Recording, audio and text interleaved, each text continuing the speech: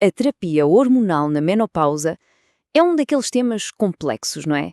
Cheio de dúvidas, apesar o alívio dos sintomas de um lado e os riscos do outro. Mas e se uma parte fundamental da resposta não estivesse no que se toma, mas sim em como se toma? Olhem, e para que não haja dúvidas, tudo o que vamos analisar aqui vem de uma fonte de enorme peso, ok? Estamos a basear-nos num parecer do Comitê do Colégio Americano de Obstetras e Ginecologistas, basicamente uma das maiores autoridades do mundo no assunto. Portanto, a informação é sólida, é ciência.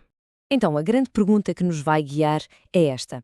Na terapia hormonal, será que a forma de tomar a hormona, o como, pode ser mais importante do que a hormona em si? O quê? E já adianto, a resposta, como vamos ver, pode mesmo virar o jogo na forma como se olha para este tratamento. Ok, então vamos começar pelo princípio. Qual é o grande dilema aqui? É sempre esta balança. De um lado, o alívio e do outro, o risco. Pensem nisto. Por um lado, a terapia hormonal pode ser, uau, uma mudança de vida, acabar com os afrontamentos, com as noites mal dormidas, um alívio incrível. Mas, do outro lado da balança, há sempre aquela sombra, aquela preocupação que já existe há muito tempo, o risco de coágulos no sangue. E esse risco tem um nome técnico que é importante conhecer, tromboembolismo venoso, ou TEV. O que é que isto significa na prática? Basicamente, são coágulos que se formam nas veias, muitas vezes nas pernas. O perigo é que eles podem soltar-se, viajar até aos pulmões e causar uma embolia pulmonar, que é algo muito, muito sério. É mesmo deste risco que estamos a falar. E para que se tenha uma noção do peso disto, os estudos mais clássicos mostravam que o risco podia aumentar de 2 a 5 vezes.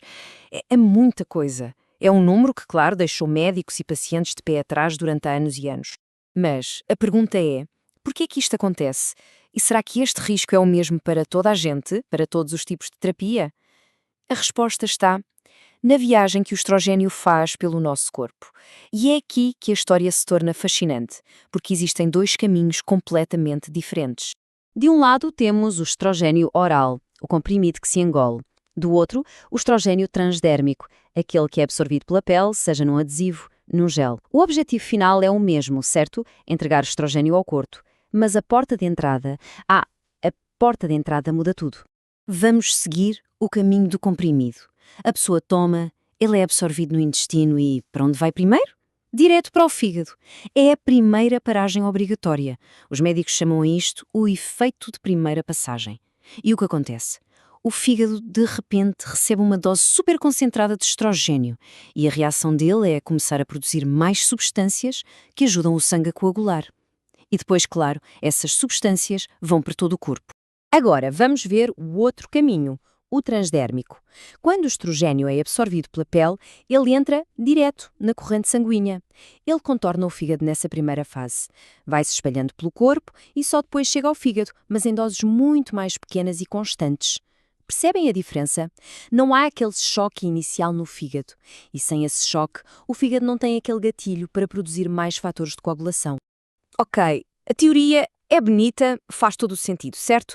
Mas e na vida real? E nos estudos?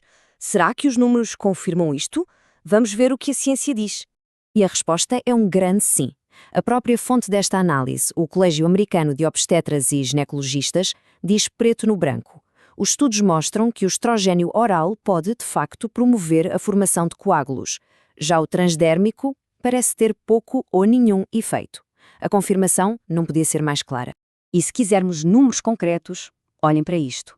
Vem de um estudo muito importante chamado ESTER. É impressionante. Esta tabela mostra o risco de ter um coágulo. Vamos definir a base, ok? Quem não usa terapia hormonal tem um risco de 1.0. É o nosso ponto de partida. Agora vamos pôr isto num gráfico para o impacto ser ainda maior. Vejam a barra do estrogênio oral. O risco dispara para 4.2. Quer dizer, mais de 4 vezes o risco de quem não usa. É imenso.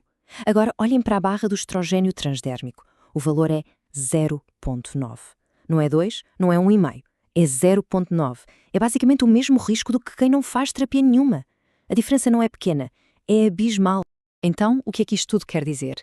Quer dizer que a conversa muda completamente. A pergunta já não é só devo ou não devo fazer terapia hormonal. A pergunta passa a ser, ok, se a terapia for uma opção, Qual é o caminho mais seguro para mim? Isto dá um poder de escolha e informação que antes não existia. E a boa notícia é que não falta escolha para quem quer seguir este caminho que contorna o fígado. Há os adesivos transdérmicos, que são talvez os mais conhecidos, mas também há géis, sprays, até anéis vaginais que libertam a hormona de forma sistémica. E claro, para quem tem apenas sintomas locais, os cremes vaginais são uma ótima opção porque a sua absorção para o resto do corpo é mínima. Mas atenção, isto não quer dizer que uma via é boa e outra é má para toda a gente sempre. O ponto-chave aqui, e a grande recomendação, é a tomada de decisão partilhada. É ter esta informação para poder ter uma conversa honesta e profunda com o médico, é olhar para o historial de cada pessoa, para os seus próprios fatores de risco e juntos decidir. E é com isto que ficamos. Durante tanto tempo, a terapia hormonal foi vista como uma coisa só, um bloco, um tema quase tabu, mas perceber que algo tão simples como a forma de administração, o como, pode mudar de forma tão radical um dos seus maiores riscos, bem, isso muda as regras do jogo. A pergunta que fica no ar é: como é que este conhecimento pode finalmente transformar a conversa sobre a menopausa, tornando-a mais segura e personalizada para toda uma geração?